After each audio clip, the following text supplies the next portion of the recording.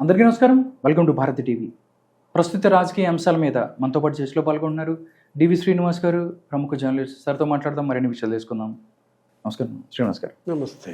మనం చూసుకున్నట్టయితే విజయవాడకు సంబంధించి ముంపు గురైన ప్రాంతం బుడమేరు వల్ల దానికి సంబంధించి 3 గనులు కూడా పూర్తి చేశారు. కానీ విజయవాడ ప్రకాశం బ్యారేజ్కి సంబంధించి పడవలు వచ్చి అక్కడ చేరాయి అనే దాని మీద కూడా కొంచెం అనుమానాలు ఉన్నాయి. బట్ ఈరోజు పోలీసులు నివేదిక ఇచ్చారు సీఎం గారికి.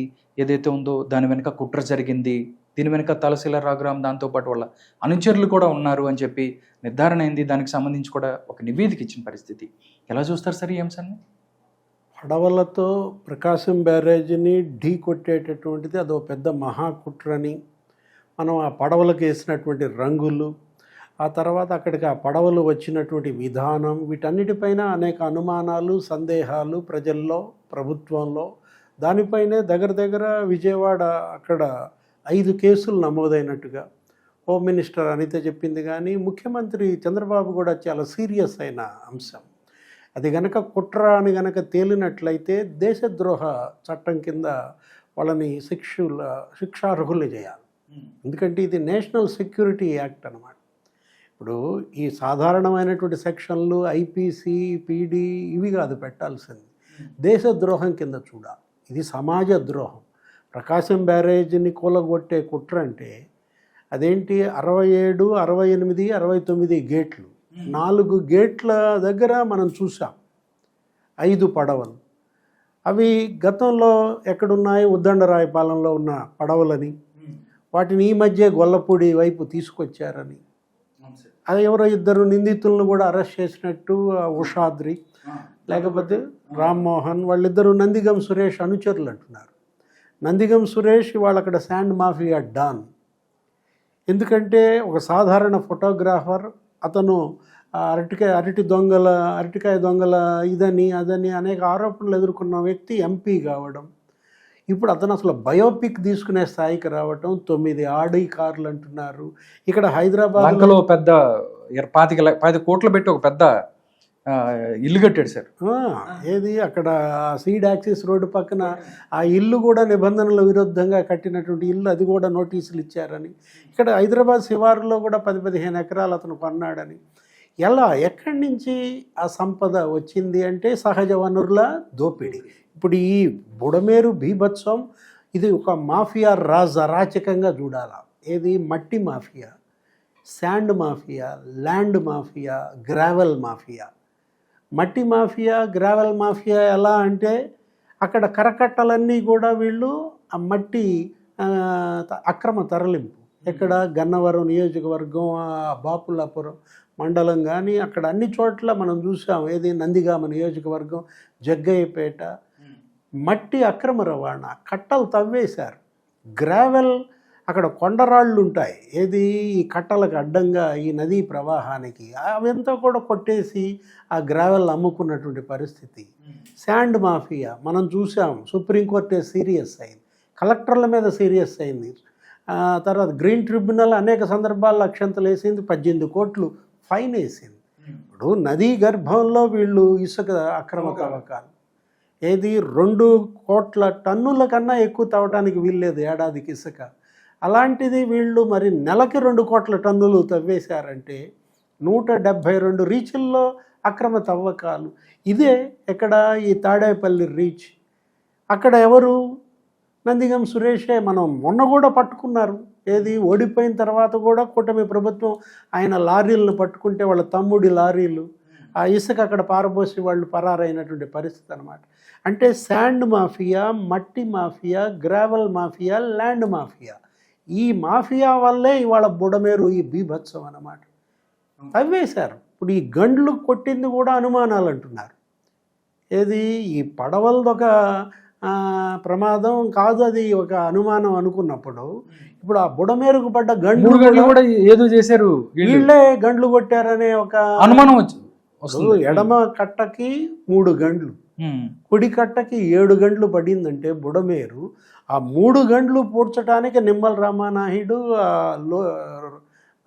నారా లోకేష్ అక్కడే మరి వాళ్ళు టెస్ట్ వేసి వాటిని పూడ్చడానికి ఆర్మీ సహాయం ఇవాళ పెద్ద ఎత్తున ఇప్పుడు 10 లక్షల మంది ప్రభావితం అయ్యారు. 3 లక్షల కుటుంబాలు ఇవాళ నీట మునిగాయంటే ఎవరు దీనికి కారణం? ఈ పాపం ఎవరిది అంటే ఇదే అన్నమాట. ఇప్పుడు ఈ పడవలు, ఆ 3 పడవలు అసలు ఒక్కొక్క పడవ ఒక్కో చోట లంగరేయాలి. 3 పడవలు కలిపి ఒకే లంగరేయటం ఏంటి? అది కూడా ప్లాస్టిక్ వైరుతో చెట్టుకు కట్టేయడం ఏంటి? అది 40 నుంచి 50 టన్నులు ఉంటుందండి. ఒక్కొక్క పడవ మరి 50 టన్నులు 40 టన్నులు బరువు ఉంటుందన్నమాట. ఇప్పుడు వచ్చేవి గుద్దుకోవటం వల్ల పదే ఆ వరవడి గుద్దుకోవటం వల్ల నీకు 67, 68, 69 గేట్లు కౌంటర్ వెయిట్ కూలిపోయాయి. అక్కడ ఒక 10 గేట్లకి, ఆ స్లూయిస్ గేట్లకి చైన్ లేదు. అదొక కుట్ర. అది చైన్ ఊడిపోయిందా, వీళ్ళు కావాలని తప్పించారా ఎవరన్నా అరాచక శక్తులు? స్లూయిస్ గేట్లు ఇటుపక్క 4 గేట్లు, అటుపక్క 6 గేట్లు ఉంటాయి. 10 గేట్లు అన్నమాట. 10 గేట్లకి నీకు అది ఎందుకు వాడతారు స్లూయిస్ గేట్లు? అక్కడ ఇసుక ఎక్కువ మేటేసినా, వ్యర్థాలు పోగైనా అవి తవ్వుతాయి. ఆ స్లూయిస్ గేట్లని చైన్ ఏమైంది? ఎవరు తప్పించారా చైను? ఇప్పుడు ఈ బోట్లు ఎక్కడి నుంచి వచ్చాయి? ఇప్పుడు ఈ ఉషాద్రి, ఈ కోమటి రామ్మోహన్ వీళ్ళకిను నందిగం సురేష్కి ఉన్న సంబంధాలు ఏంటి? ఇప్పుడు అతను రామ్మోహన్ తలసరి రఘురామ్ బంధువు అంటున్నారు. ఇప్పుడు ఇవన్నీ ట్రేస్ అవ్వటం వల్ల ఇవాళ రాష్ట్రంలో ప్రతిదీ ఏది జరిగినా కుట్ర అంటున్నారు. ఇప్పుడు ఈ హాస్టల్స్ అన్నిటిలో కూడా ఫుడ్ పొల్యూషన్ అదొక కుట్ర అంటున్నారు. టార్గెట్ లోకేష్ మరి పెట్టుకుని ఆయన విద్యాశాఖ, హెచ్ఆర్డి, మానవ వనరుల శాఖని ఆయన్ని అప్రతిష్ట పాలు చేయడం కోసమే నూజివీడు IIIT, గుడ్లవల్లేరు కాలేజ్, అక్కడ నూజివీడు IIIT అక్కడ కూడా ఫుడ్ పొల్యూషన్, 1100 మంది విద్యార్థులు అస్వస్థత. ఆ గుడ్లవల్లేరు మీరు చెప్పింది ఏది? ఇంజనీరింగ్ కాలేజ్ లో న్యూడ్ వీడియోస్ అని చెప్పేసి అసలు అక్కడ వీడియోలే లేవని, కానీ అక్కడ విద్యార్థినుల్లో, తల్లిదండ్రుల్లో ఎంత ఆందోళన పుట్టించారు అంటే. ఇప్పుడు ఒక టార్గెట్ లోకేష్, టార్గెట్ పవన్ కళ్యాణ్ మనం చూసాం. ఏది పవన్ కళ్యాణ్ ఏడి వరదల్లో ఎక్కడా అని అడుగుతారు. అతను ఇవాళ 6 కోట్లు విరాళం ఇచ్చాడు. అతని కుటుంబం, ఆ చిరంజీవి కొడుకు, అతని అన్న కొడుకులు, అరే వాళ్ళంతా ఇంకో 4 కోట్లు 10 కోట్లు వాళ్ళు విరాళం ఇచ్చారు. నేను వస్తే సెలబ్రిటీగా నా దగ్గర సెల్ఫీలు దిగుతారని నేను రాలేదని అతను చెప్తుంటే పవన్ కళ్యాణ్ ఎక్కడా అంటారు. అంటే ఏంటి? చంద్రబాబు ప్రభుత్వాన్ని అస్థిరపరిచే కుట్రలు, చికాకు పరిచే కుట్రలు, కూలదోసే కుట్రలు జరుగుతున్నాయన్నమాట. ఇప్పుడు వివేకానంద రెడ్డి హత్య అదొక మహాకుట్ర. 6 ఏళ్ళు అయింది అందులో నిందితులు ఎవరో తేల్చడానికి. ఎలా బయటపడ్డారు? ఫస్ట్ పాత్రధారులను పట్టుకుంటేనే సూత్రధారులు బయటకు వచ్చారు. గూగుల్ టేక్ ఓవర్ ద్వారా, కాల్ రికార్డింగ్ల ద్వారా, టెక్నాలజీ సహకారం వాడితే తప్ప ఆ మహాకుట్రని ఛేదించలేకపోయారు. ఇప్పుడు ఈ పడవల దాంట్లో కూడా టెక్నాలజీ వాడాల్సిందే. ఏంటి?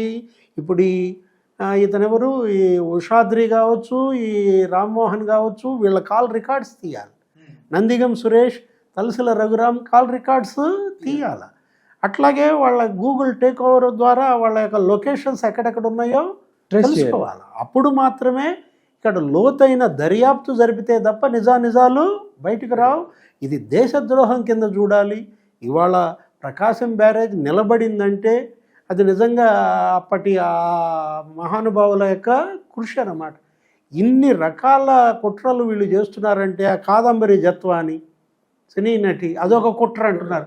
మహాకుట్ర. ఎవరో పారిశ్రామికవేత్తని తప్పించటం కోసం సినిమా నటిని తీసుకొచ్చి ఆ కుటుంబాన్ని 45 రోజులు ఇక్కడ అక్రమ నిర్బంధం, హెరాస్మెంట్. అంటే వీళ్ళు దేనికైనా తెగిస్తారు అనే దానికి నీకు వివేకానంద రెడ్డి హత్య, కాదంబరి కిడ్నాప్, ఈ హాస్టల్స్లో ఫుడ్ పొల్యూషన్, వీడియోలు ఇవన్నీ చూస్తుంటే వీళ్ళు దేనికైనా తెగించిన వాళ్ళే. గండ్లు వీళ్ళే కొట్టారా? పడవలతో వీళ్ళు ప్రకాశం బ్యారేజ్ కూలగొట్టాలని చూశారా? వీటన్నిటిపైన ముఖ్యమంత్రి చంద్రబాబు సీరియస్ అవ్వటమే కాదు, సీరియస్గా దర్యాప్తు జరిపించాలి, దోషులైతే కఠినంగా శిక్షించాలి.